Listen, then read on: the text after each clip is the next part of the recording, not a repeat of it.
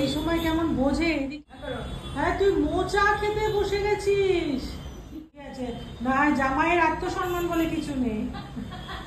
মেয়ে যতই আমার হেংলু জামাই এখানে বসে আছিস কটন, আমি তোকে খুঁজছি কটন কটন বলে আমি তোকে ডেকে যাচ্ছি। হ্যাঁ এ কটন, দেখেছো ঘুম থেকে এখানে হাইছে আর ও দিদা খাচ্ছে, দিদার সামনে বসে বসে ও আবার ওইদিকে কি দেবে তুমি ওকে? হ্যাঁ তুমি নিজে মোচা খাচ্ছ, ওকে কি ও মোচা খাবে? হ্যাঁ তুই মোচাও খাবি? হ্যাঁ জিভ দিয়ে তো জল, ও বাবা আবার জিভ যাচ্ছে, কি অবস্থা। ক্যান্ডিও মোচা খেতে গেছে।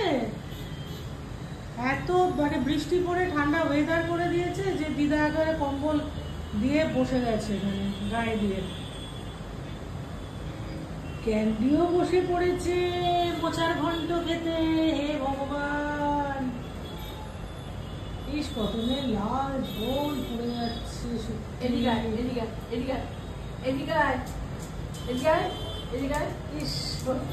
এই সময় কেমন বোঝে, এদিকে আয়, ও সব বোঝে।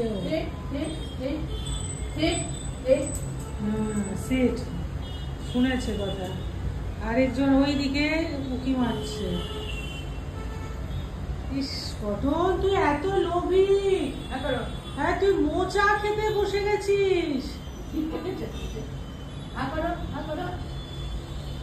এ মা মোচা খাচ্ছে, তুইও মোচা খাবি? ও উঠে না বসলে খেতে পারে নাকি? ও নিচে বসে খেতে পারে না, ও ঘরের মেয়ে, ও ইয়ে আছে না, জামাইয়ের আত্মসম্মান বলে কিছু নেই। মেয়ে যতই মোচাটা আজকে ভালো বানানো হয়েছে তাই না? হ্যাঁ নিরামিষে মোচা ঘন্ট কে খায়? ওলে বাবালে ক্যান্ডু মাও খাচ্ছে। ক্যান্ডু তো আমার চিকেন ছাড়া কিছুই মুখে রোচে না, তো খাচ্ছে দেখি।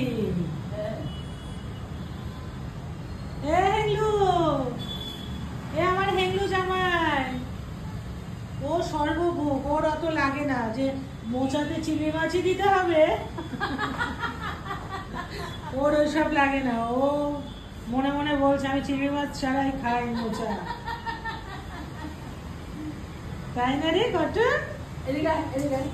আবার ডাকছে, আবার ডাকছে। খেলা হয়েছে, অনেক খাওয়া হয়েছে, চলে এসো এবার, চলে এসো কটন।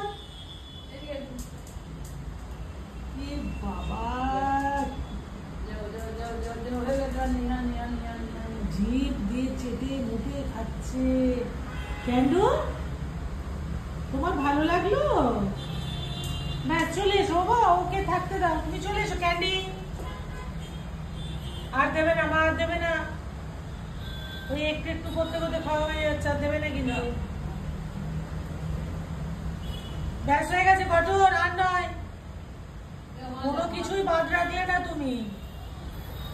চলে এসো কটন, চলে এসো বাবা। ক্যান্ডি কেউ কথা শুনছে না, ক্যান্ডি কাম, ক্যান্ডি কাম, এসো এখন ঘুমাবে তো, চলে এসো কাম।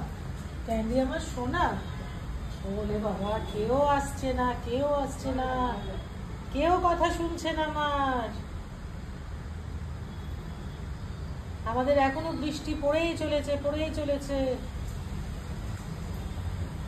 ব্যাস ও বসে গেল এবারে, যা বস, আমি বন্ধ করে দিচ্ছি দরজা।